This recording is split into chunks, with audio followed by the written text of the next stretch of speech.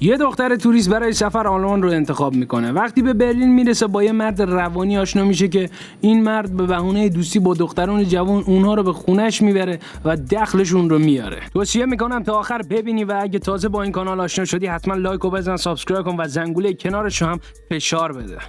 فیلم با کلر شروع میشه. اون یه توریسته که برای چند روز به برلین آلمان میاد. کلر همون شب رو میره پیش همسفراش و یه جشن کوچیک با هم میگیرن و کلی با هم خوش میگذرونن.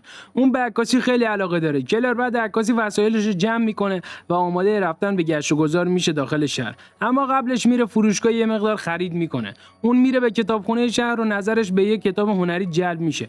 کلر با مردی به اسم اندی آشنا میشه که اون دوتا همدیگه رو پشت چراغ قرمز میبینن. وسایل اندی روی زمین میریزه و کلر کمکش میکنه تا اونا رو جمع کنه. بعد از کمی گفتگو اندی از کلر میپرسه که چرا تنهایی سفر میکنه و بهش چند تا توت فرنگی تعارف میکنه. اون دوتا با هم دیگه راه میافتن و به یه مزرعه توت فرنگی میرسن. اندی و کلر سعی میکنن تا با گفتگوی بیشتر همدیگه رو بشناسن. مادر کلر باهاش تماس میگیره اما کلر توجهی بهش نمیکنه. شب که میشه اندی کلر رو به خوابگاهش میرسونه. اندی میخواد کلر رو ببوسه و به یه نوشیدنی دعوت کنه اما کلر درخواستش رو رد میکنه. روز بعد کلر برای گشت و گذار میره بیرون و دنبال اندی میگرده که یه اونو داخل همون کتابخونه میبینه. اونا دوباره بقیه روز رو با همدیگه میگذرونن. شب که میشه اندی اون رو میبره به خونش. خونه اندی واقعا خیلی داغون و کهنه بود. خونه اندی توی محوطه فاقد سکنه قرار داشت. این دوتا شب رو با همدیگه میگذرونن و کلر به اندی میگه خیلی دوست داره به جای اینکه به مقصد بعدی بره اینجا رو بمونه. روز بعد اندی رو میبینیم که داره داخل مدرسه تدریس میکنه. اینجا فرانکا رو میبینیم که داره در مورد درس اون روز حرف میزنه. کلر لباساشو میپوشه، وسایلشو جمع میکنه اما وقتی میخواد بره میبینه که در قفله. اون همه جا رو دنبال کلیدها میگرده اما نمیتونه پیدا کنه. بعد تصمیم میگیره تا اومدن اندی منتظرش بمونه. اندی میرسه خونه و کلر ازش میپرسه که چرا در قفل کردی. اندی هم وانمود میکنه که یادش رفته بود که کلید یتک رو براش بذاره. کلر به شوخی میگه تو میخواستی منو زندانی کنی. اندی هم میگه آره شاید اصلا دفعه بعد بسمت به تخت. و بعد هم میرن زیر دوش و با هم دیگه تلق طلوق میکنن. اونا میرن به یک کلاب و کلر شب دوم هم اونجا میمونه. صبح روز بعد وقتی اندی میخواد بره سر کار به کلر میگه کلید رو واسط گذاشتم اونجا که هر وقت خواستی بری. کلر بعد از اینکه واسه خودش غذا درست میکنه همون کتاب هنری رو پیدا میکنه و یه عکس لخت از خودش داخل کتاب میبینه. اندی روی بدنش کلمه ماین یعنی مال من رو نوشته بود. کلر همچنین متوجه میشه گوشواره و گردنبندش گم شدن. اون انگشتری که مادرش بهش داده بود خیلی براش ارزشمند بود. همینطور که زمان میگذره کلر بیشتر میترسه و کلر میفهمه گوشیش هم آنتن نمیده. کلر میفهمه که هیچ کدوم از پنجره‌ها باز نمیشن و اون واقعا احساس خطر میکنه. اون میخواد که پنجره رو بشکونه اما اندی مادر سرویس پنجره‌ها رو چند لایه درست کرده. وقتی اندی میرسه خونه کلر پشت در منتظر و میخواد که بره اما اندی این اجازه رو بهش نمیده. اندی میفهمه که کلر میخواسته پنجره رو بشکنه و بهش هشدار میده که دیگه این کارو هیچ وقت انجام نده. کلر حالا بیشتر میفهمه که تو چه خطر بزرگی قرار گرفته. کلر ازش خواهش میکنه که بذاره بره اما اون اجازه رو بهش نمیده. در عوض شروع میکنه به درست کردن پاستا. کلر که تازه میفهمه اندی یه آدم به شدت روانی شروع میکنه باهاش دعوا کردن. اندی هم خیلی راحت اونو به زمین میزنه و دست و پاهاشو میبنده. بعد هم بهش میگه اصلا تقلا نکن چون هیچکس نمیتونه صدای جیغ و دادتو بشنوه چون کل ساختمون خالیه. روز بعد اندی میره پیش پدرش و پدرش ازش میپرسه که چرا دیر کردی. بعد پدرش درباره ناتالی دختری که اندی قبلا باش قرار میذاش میپرسه و اندی هم میگه اون برگشته به کانادا. اندی بعد برمیگرده به خونش همون جایی که دست و پای کلر بدبخت رو به تخت بسته.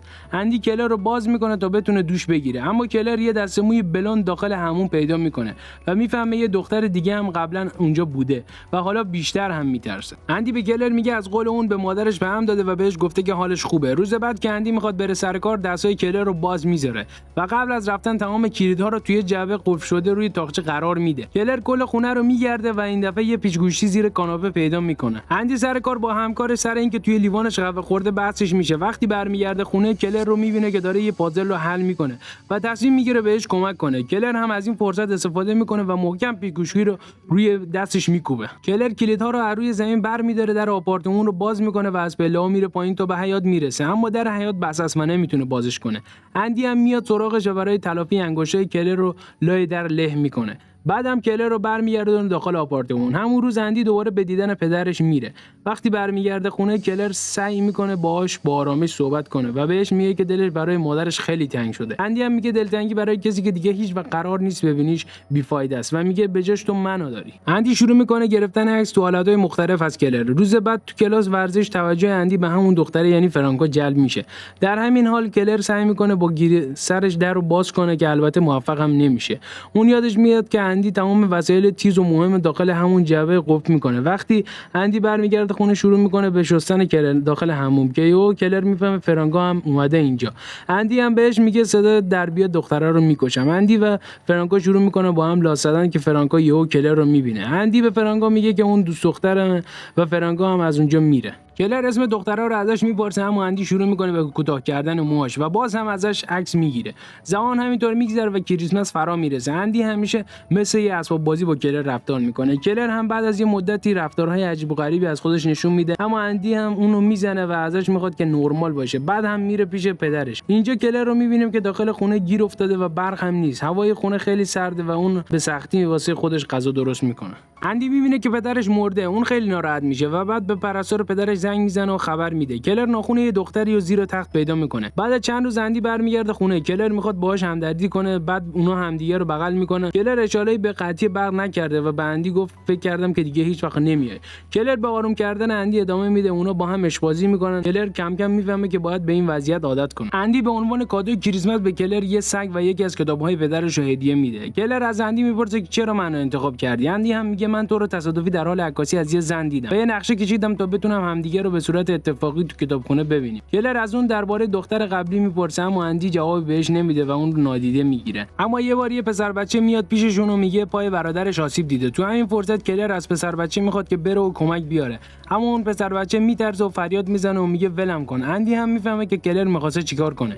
اندی کلر رو میبره سمت ماشین و اونو میندازه صندوق عقب. اندی کم کم به رابطه‌ای که کلر و سگش دارن حسودیش میشه. بعد یه روز به بهونه گردش اون سگ رو میبره و دیگه هیچ هم بر نمیگرده. کلر دوباره تنها میشه و خیلی ناراحته. یه روز که اندی میره به پارتی، کلر موفق میشه در اتاق قفل شده رو بشکنه و بره داخلش. کلر اونجا یه دوربین عکاسی، یه صندلی ماساژ و یه آلبوم عکس پیدا میکنه.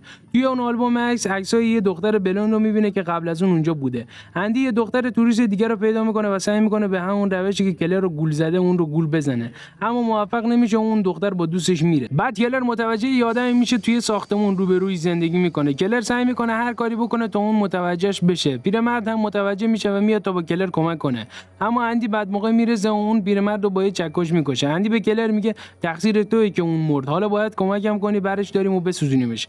روز بعد بندی هم تمام خونی که روی زمین ریخته بود رو تمیز میکنه و تمام پنجره‌ها رو تخته میکوبه. اون متوجه میشه که توی روزنامه برای پیدا کردن کلر آگهی چاپ کردن. بعد به کلر میگه وسایلشو جمع کنه چون میخوان از اونجا برن. کلر یهو متوجه کتاب کار فرانکو روی میز اندی میشه. اون از دستش روی گاز میسوزونه تا حواس اندی رو پرت کنه. بعدم سری کتاب کار فرانکو رو برمی‌داره. روز بعد اندی تمام وسایلش رو برمی‌داره و وقتی میخواد بره آب برگاز ساختمون رو قطع میکنه. فرانکو داخل کتابکارش عکسای از کلر رو میبینه و خیلی میترسه و متوجه موضوع میشه. اون از اندی اجازه میخواد که از کلاس بره بیرون. بعد هم به سرعت سمت خونه اندی میره. اندی اون عکس رو زیر میز فرانکو پیدا میکنه. بعد میفهمه که چی شده. بعد سریع به سرعت سمت خونهش حرکت میکنه. اون تو چرخه فرانکو رو دم در میبینه و میفهمه که موفق شده بره داخل ساختمون. اون میبینه در آپارتمان بازه و خبری از کلر فرانکو نیست، اما صدایی از طبقه بالا میشنوه. میره تا اونجا رو چک کنه. اندی متوجه کلر نمیشه که پشت در قایم شده. بعد وقتی که وارد اتاق میشه، کلر حواسش پرت میکنه و سریع در رو پشت سرش میبنده. اینجوری اندی اونجا گیر میکنه. بعد هم فرانکو که توی کابینت قایم شده رو در میاره. اندی روی مبل ماساژش لم میده و بالاخره کلر هم تونست از اون خونه نجات پیدا کنه. مرسی که تا انتها همراه هم بودین. اگه از این سبک ویدیو خوشتون میاد، لایک کن، کانال رو سابسکرایب کن، اون زنگوله کنارش رو هم بزن. تا یه ویدیوی بعد، تنتون سلامت.